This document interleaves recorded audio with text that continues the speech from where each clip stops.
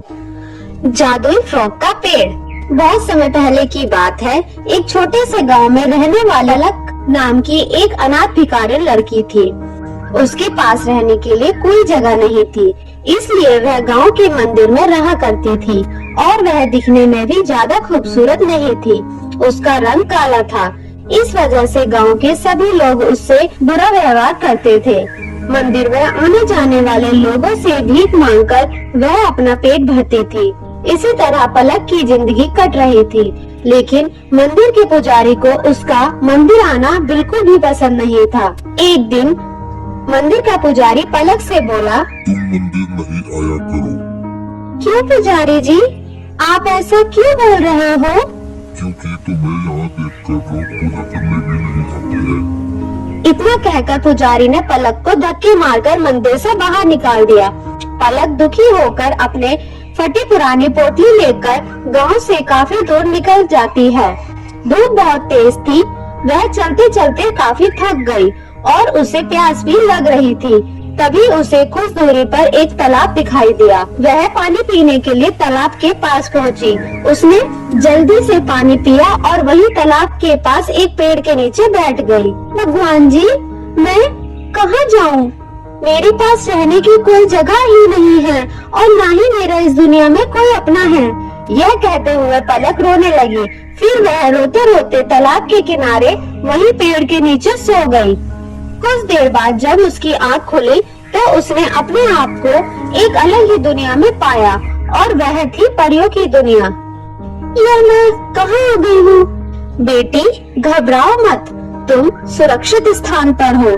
तुम जितना दिन चाहो हमारे परिलोक में रह सकती हो। तुम्हें यहाँ हर प्रकार की सुख सुविधा मिलेगी। परी जी, आपका धन्यवाद, लेकिन मैं अपने गांव जाना चाहती हूँ। तुम उस गांव में जाना चाहती हो जहाँ सभी गांव वाले तुम्हारा तिरस्कार करते हैं, तुम्हारे साथ बुरा व्यवहार करते हैं? हाँ, क्योंकि मेरा बचपन वहीं पर गुजरा है। मेरी कई बचपन की यादें उस गांव से जुड़ी हैं। अगर तुम्हारी यही इच्छा है, मैं तुम्हें तुम्हारे गांव वापस छोड़ आऊंगी, लेकिन जाने से पहले मैं तुम्हें उपहार स्वरूप कुछ देना चाहती हूँ, जिससे तुम्हारी जिंदगी पहले से बेहतर हो जाएगी। यह कहते हुए परी पलक को परीलोक में बने जादुई बगीचे में ले गई।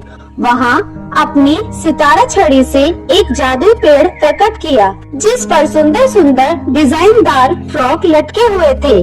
परी ने पलक को एक सुंदर सा फ्रॉक देते हुए कहा, यह एक जादुई फ्रॉक है, जिसे पहनकर तुम्हारी किस्मत भी बदल जाएगी।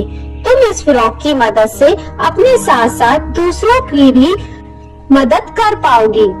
तुम जल्दी से इस फ्रॉक को पहन लो, पर याद रखना इसका कभी गलत इस्तेमाल मत करना। पलक ने खुश होकर जल्दी से फ्रॉक पहना। फ्रॉक के पहनते ही पलक का चेहरा सोने की तरह चमकने लगा। वह बहुत ही सुंदर दिखने लगी। पलक ने परी का धन्यवाद किया। फिर परी ने पलक को आंखें बंद करने के लिए कहा। कुछ देर बाद जब उसने अपनी आंखें खोली, उसने अपने आप को उसी पेड़ के नीचे पाया जहां वह सोई हुई थी। पलक जब गांव पहुंची तो उसे कोई पहचान नहीं पाया। सभी गांव वाले उसकी खूबसूरती की चर्चा करने लगे। पलक को यह देखकर विश्वास नहीं हो रहा था कि सब लोग उसकी तारीफ कर रहे हैं। यह देख पलक मन ही मन कहने लगी, लगता है इस जादुई फ्रॉक की वजह से लोग मुझे पहचान नहीं पा रहे हैं। अगर मैं लोगों को सच्चाई बता दूंगी तो सभी गांव वाले मुझसे पहले जैसा बुरा बर्ताव करेंगे। अच्छा यही होगा कि मैं इन्हें सच्चाई नहीं बताऊंगी। पलक गांव वालों को अपनी सच्चाई नहीं बताती।